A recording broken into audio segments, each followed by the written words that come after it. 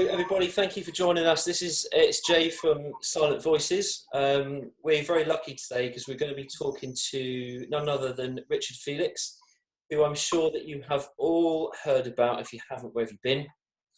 Richard Felix is somebody that I've been a fan of for some time, actually. I grew up watching Richard, as I'm sure many people did, on Most Haunted. From what I understand, he did over 99 shows with Most Haunted. But not only that, he's an author on the subject of paranormal, incredibly knowledgeable on history, and he's an all-round great guy to chat to. And I hope that today, as we talk to him, you'll get to see his character, and I hope that will come through. So, Richard, thank you for coming to join Silent Voices today. My pleasure. I just wanted to, obviously I've said a little bit about you, but you're a man of many talents. You do different things. You write, you do TV, and you do a lot of talks on the paranormal as well, don't you? Yeah, just a lot. Yeah. I mean, I suppose the only way to to sum me up is that I believe that I am actually the voice of reality in the ghost business. Yeah. And I believe that ghosts and history go together. And all the events that I do, wherever I go, obviously I bring in the history of the building, or the place, which of course I can prove. Yeah. Whereas the ghosts, of course, I can't prove. Yeah. Nobody can prove it. I defy anybody on the planet to bring us any evidence that ghosts exist. And yet, over the last quarter of a century of doing this, I know that ghosts exist. But I am, as I say, the voice of reality. I'm the guy that ticks the normal boxes first. Yeah. For remotely considering the small possibility that it could be paranormal, whatever that means. Yeah. And I believe we're actually still in the Stone Age as regards ghosts. We're frightened of ghosts, and there's nothing wrong in being frightened. We love to be frightened. But that's not what they're about. They're not there to get you. Even though watching programs like Most Haunted and Paranormal Activities 1, 2, 3, and 4, and Ouija and the others, I'll keep going. And that's what we love. But there's a reality behind this ghost business that, for some strange reason, nobody else really seems to be exploring. Everybody's running around advertising their scary ghost nights, which is fine.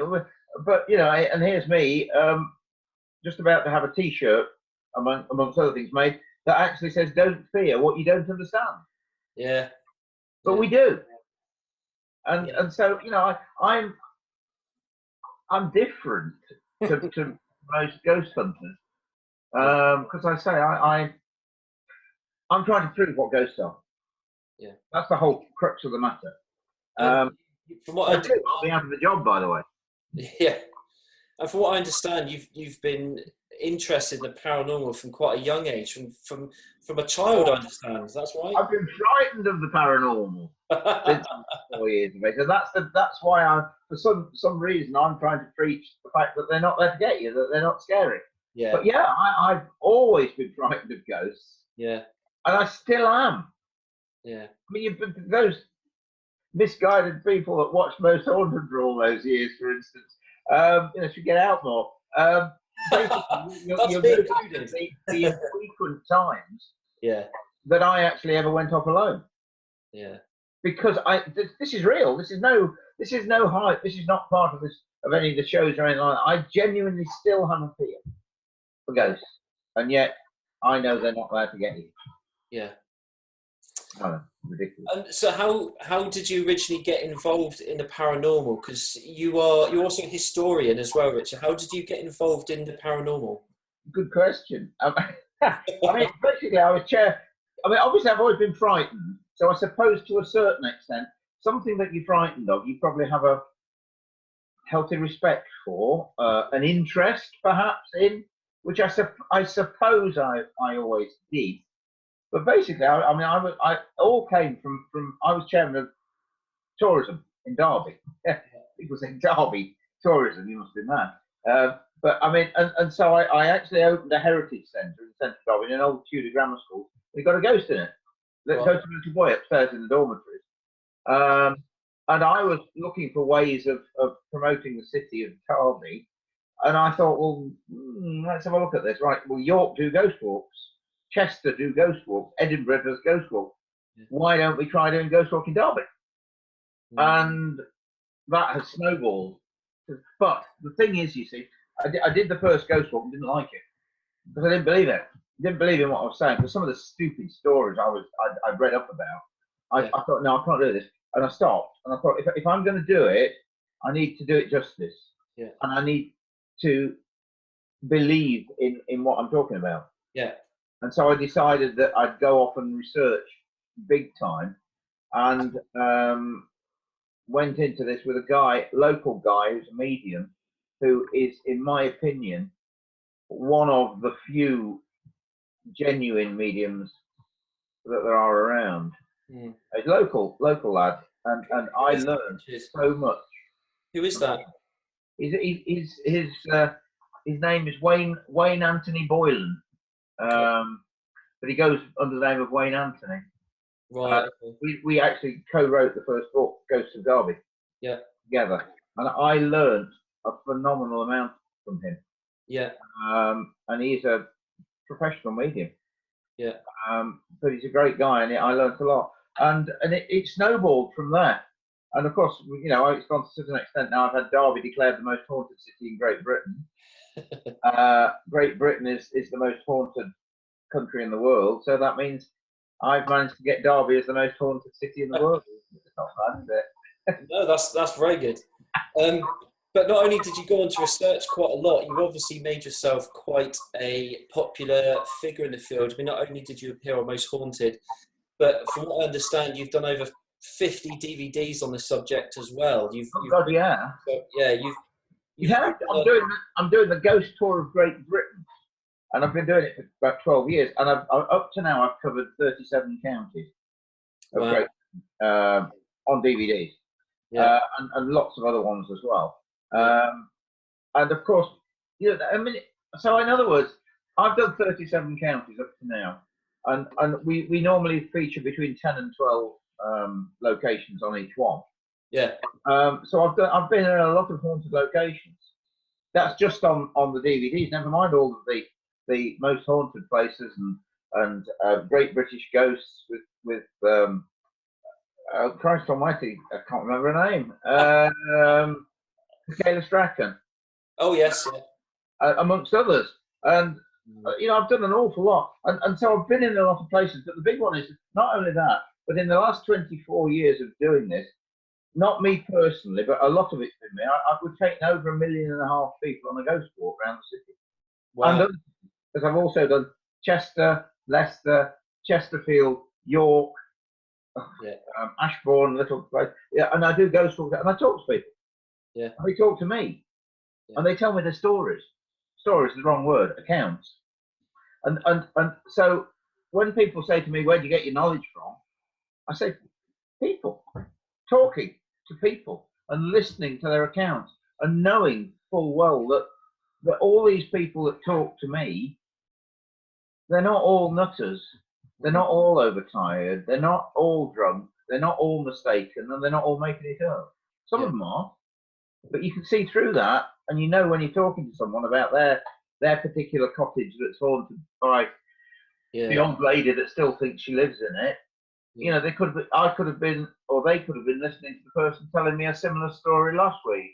Yeah. And that's where it's evolved from with me. I think because I have actually heard you.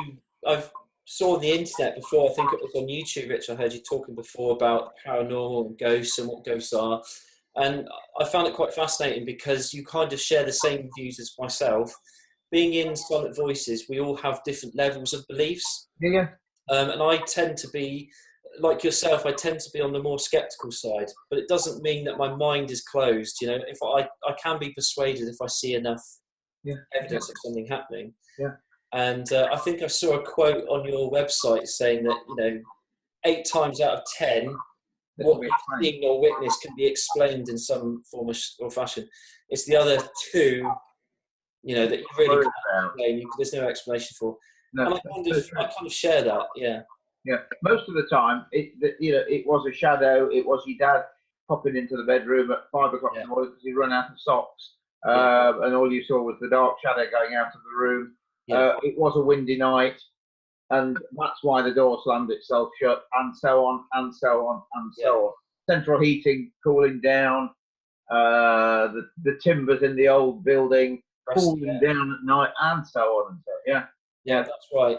And I think going on the ghost hunts that we go on, I think some people are very quick to say, oh, that was a footstep or something. But you're quite right. It could be like a floorboard resting or something. But, you know, doing what I've been doing and going to different places we've been to, and we'll talk about some of those places in a moment, I have seen and heard things that I can't explain. And I think that's what keeps my interest. I don't know about yourself. Yeah, I mean, I know there's something in it. There's no doubt in my mind that there is something in it, but there is an explanation for it. Yeah, that's the big one. There is an explanation, and it's not what we think. Yeah. Or ghosts are, some of them are the spirit and soul of a dead person, the energy, the consciousness, whatever you want to call it, that hasn't moved on to where they should go to. Yeah.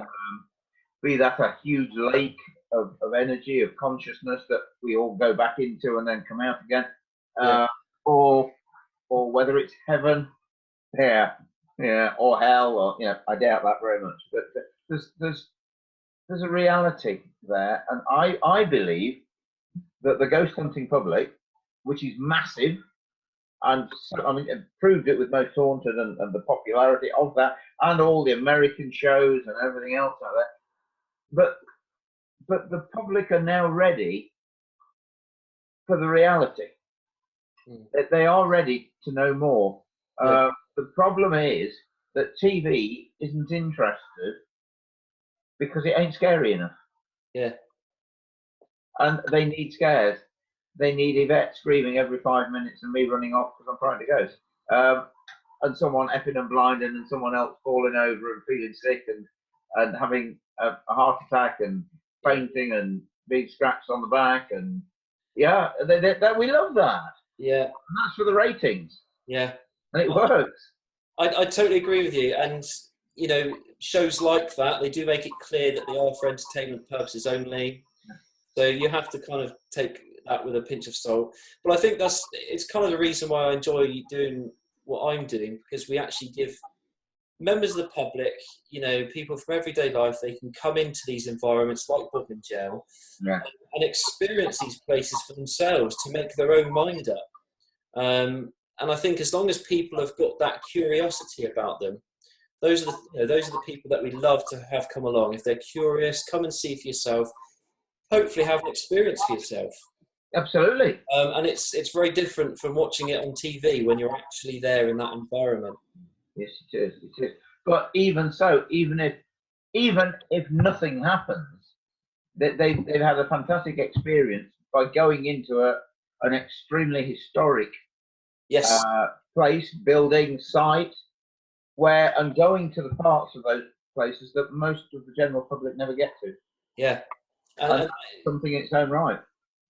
And you're quite right. I mean, you are a historian, Richard, but like you, I really enjoy the history of these places. And I think that going to these historical places, again, I'm using Bodmin Jail as an example, just because of how old it really is and the history that is there.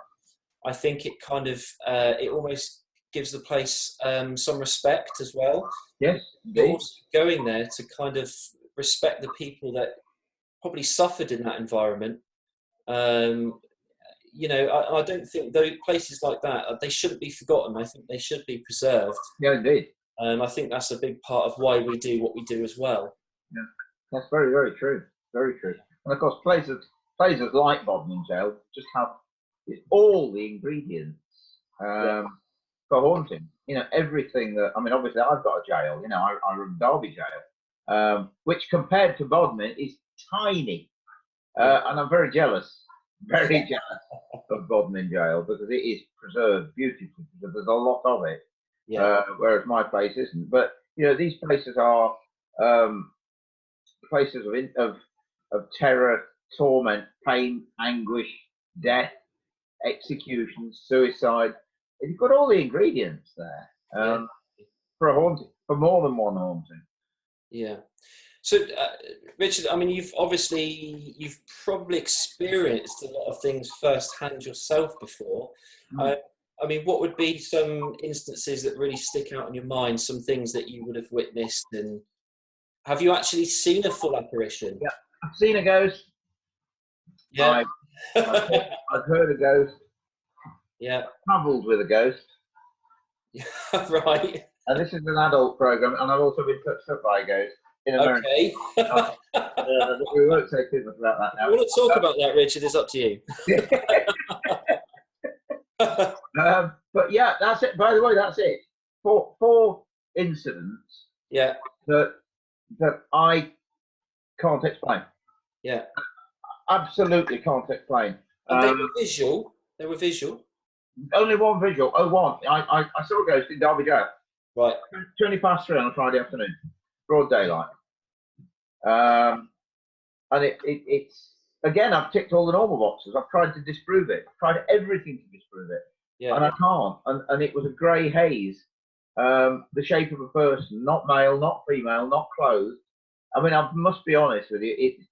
It looked like what everybody thinks a ghost should look like. It looked as if someone had glided down the corridor with a sheet over their head.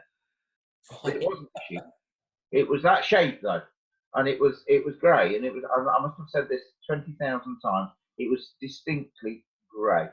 Yeah. It was so grey, and it was a haze, but it wasn't a haze that I could see through. Yeah. And I got two of the senses because I saw it and I sensed it. Yeah. And I must have seen it for at least 5 seconds, full on, not corner of the eye, none of that nonsense.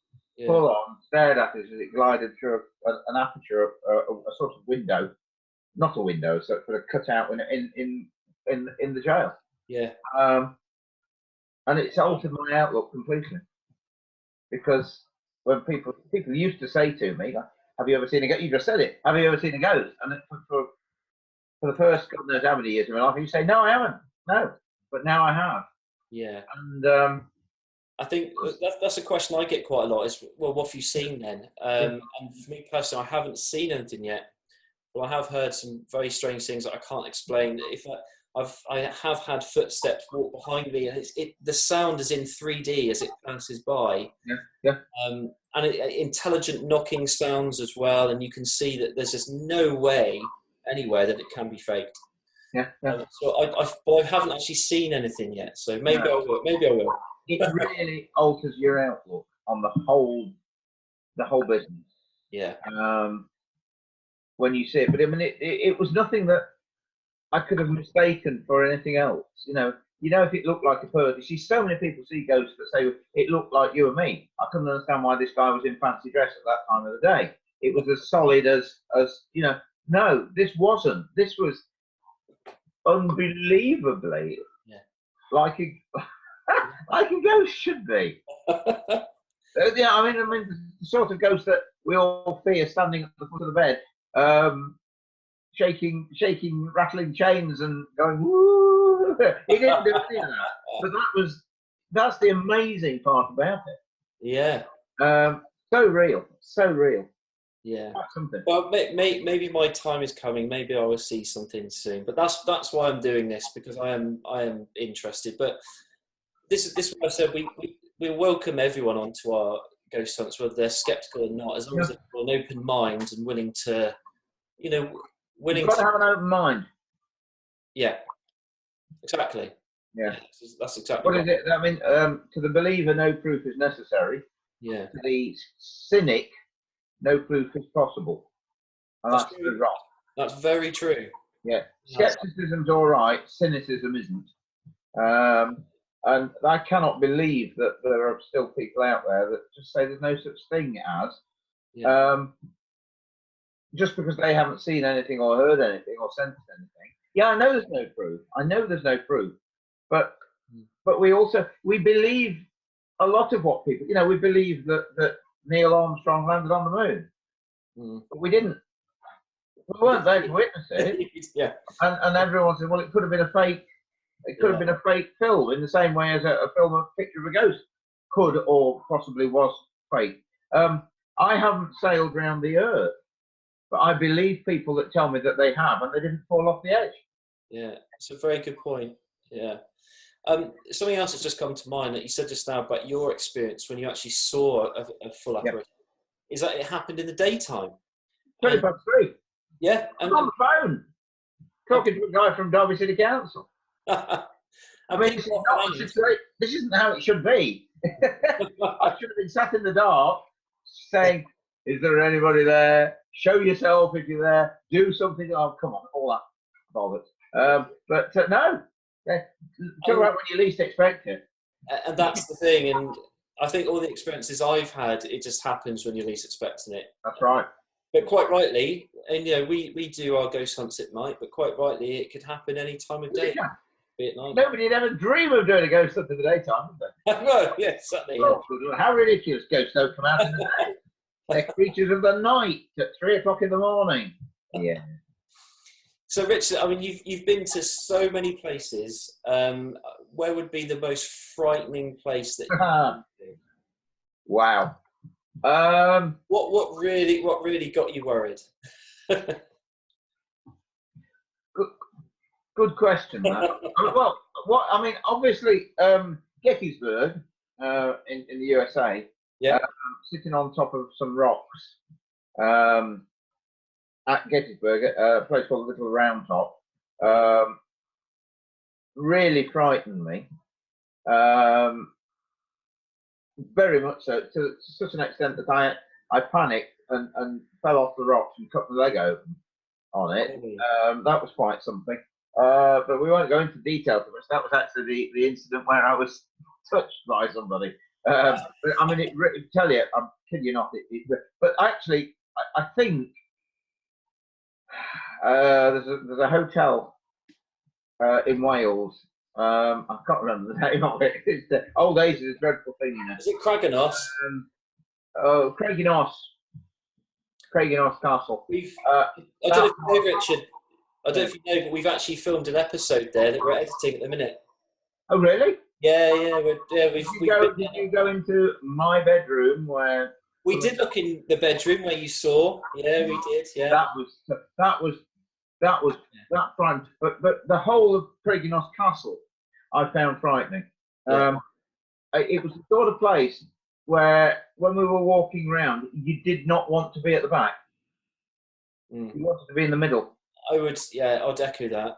I had a very scary moment myself, and it'll be on the episode anyway. It's a good place. That I've never been back. Yeah. I want to go back and do stuff there. But that was. For those watching, Craigenos is the castle. It was actually home to, it had different uses, but it was actually home to Madame Patty. That's right. Who was quite a famous opera singer in her day. Actually, No Place Like Home was one of the many. I actually took a CD with me and we played it on the show to try and. It's actually quite interesting because it was where Madame Patty actually heard her voice played back to herself for the first time. That's correct. Yeah, absolutely. Studio in the boudoir area there, and we did quite an interesting experiment because the story that we've been told by the owners is that she was walking down the flight of stairs when she heard her voice for the first time. So what we did is we put a REM pod. Most of our viewers know what the REM pod is. We put that on the stairs, and we actually played her music. And this REM pod went off twice. We did that experiment. It just went off on the stairs. As soon as we started playing her music, the atmosphere just changed, got really static. Yeah, so... But we'll put that on our episode anyway. Yeah, sounds good. But yeah, I find that place scary. There's Bottlewoodden. That was tremendous when the table shot across the cellar at me. That was real. That was real. Where's that, Richard? Where is it? Bottlewoodden Castle, Wales again. Right, that's right. Bottlewoodden. Yeah, that was good. That was scary. That frightened me. And there's others. There's others. I mean, when I stop and think how many places I've done and how many places I'm haunted.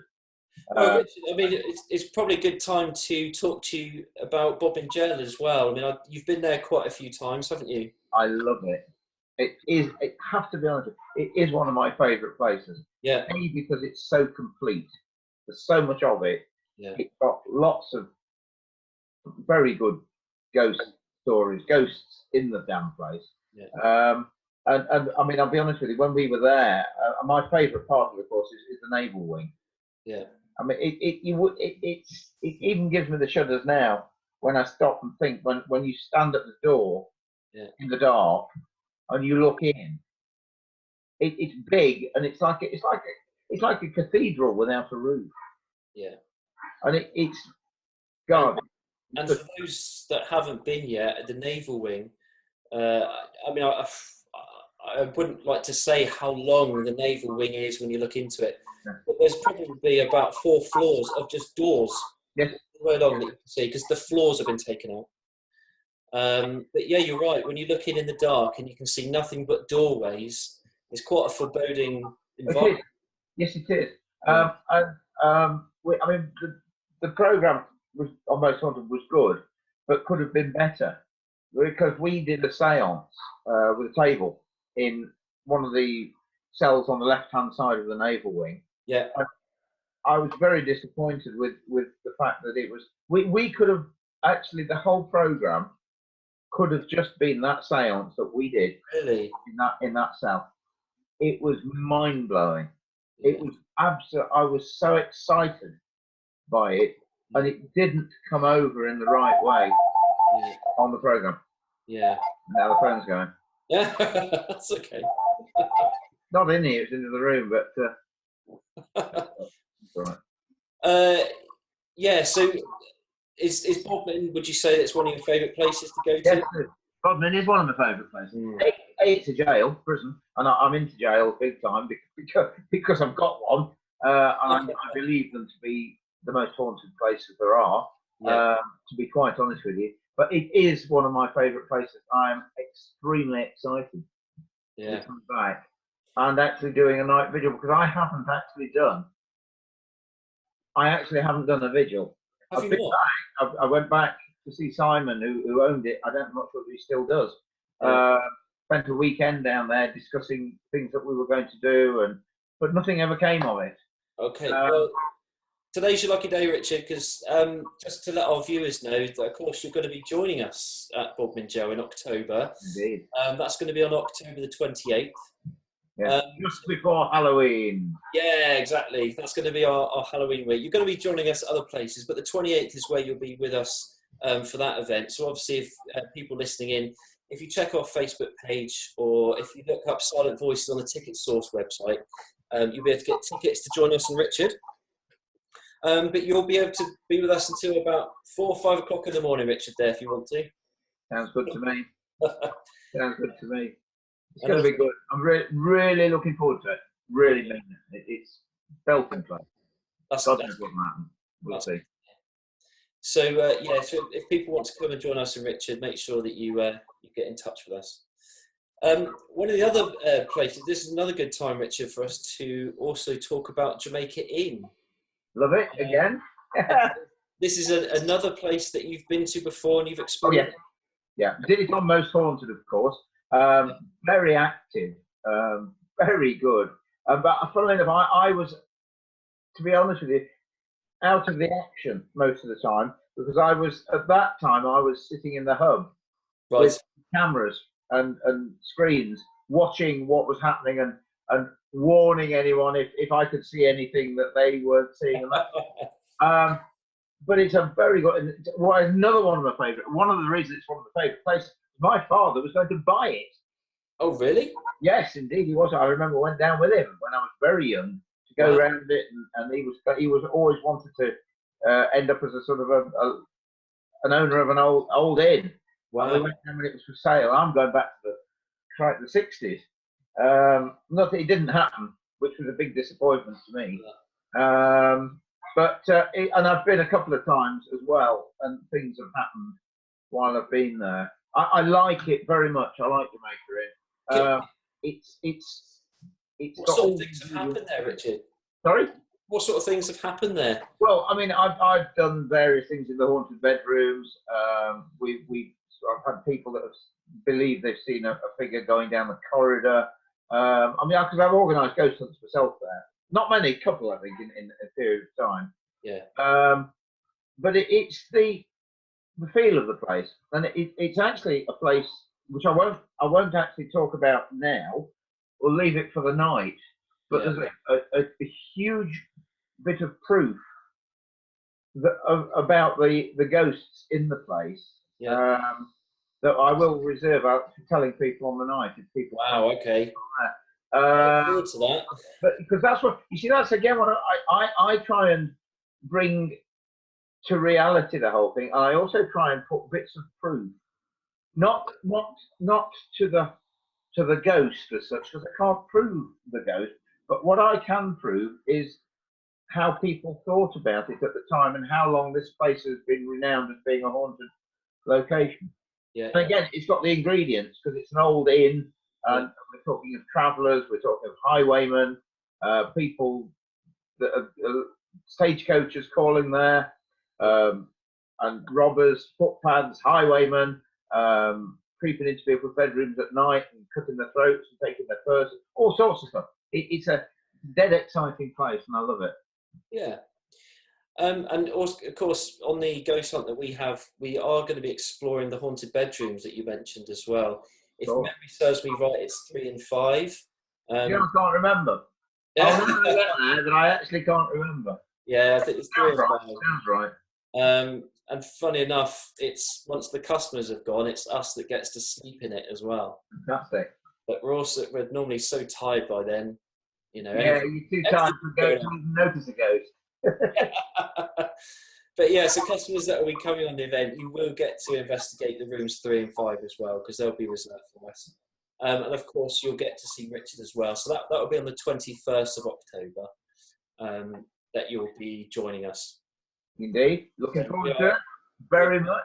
Very much looking forward to having you down. I'm looking forward to it. I love Cornwall, Devon.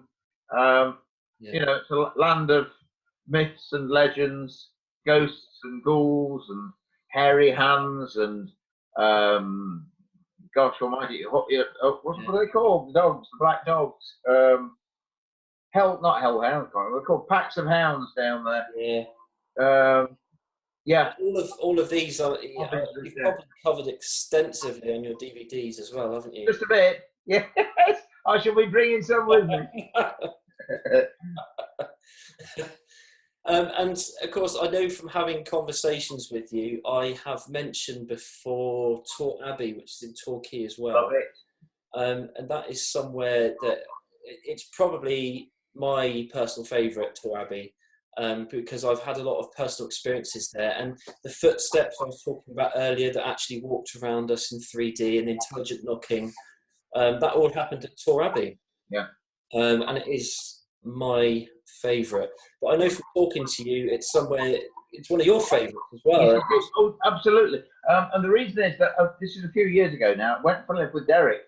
Went down to, I can't remember what it was called, but it was sort of something like Haunted Southwest or something, and they hired a hall, a sports hall, I think, within walking distance of Tor Abbey. Right. And it was a huge paranormal convention. Yeah. And they gave me a table there to sell my wares, and I did a talk, my talk, which I do called What is a Ghost? Yeah. But they also asked me if I'd conduct a series of ghost walks round Tor Abbey. Right. And I spent nearly all of the Saturday and all of the Sunday just taking massive groups of people that wanted to do a ghost hunt round. I'd never been before, and I had to sort of arrive there, talk to the staff, talk to various other people, get it all in my head and just go and do it. Yeah. But the fascinating thing about Tor Abbey is that there are so many recent sightings. Yeah. Stories that are not going back to Victorian times, not something that happened in the 50s. It's the stuff that then, or were there when I was there, that are telling me things that have happened, and it's extremely active. Yeah. And again, genuinely, a place that I'm really fond of. Yeah. I'm dead keen to come back and do an event there, which I'm hoping we're going to do. Because the whole plan is for me to come and stay a week in Devon and Cornwall. Yeah. And Yes. do all sorts of stuff while I'm down there. Yeah. So that, I mean, again,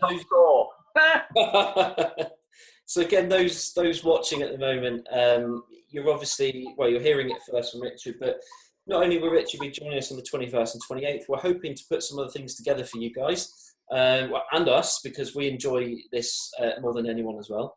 But there are some other events that we're looking to do in the midweek as well, which may involve Tour Abbey. We're working on all that, and we'll obviously bring it to you if we can. So, but yeah, Tour Abbey, I'd love for you to come down there, Richard, because you've done so many ghost hunts there as well. Yeah. Obviously, you've got quite a head full of knowledge of things that have gone on there and the different sightings. So it would be really good for you to come down and explain to our audience there. Oh, exactly.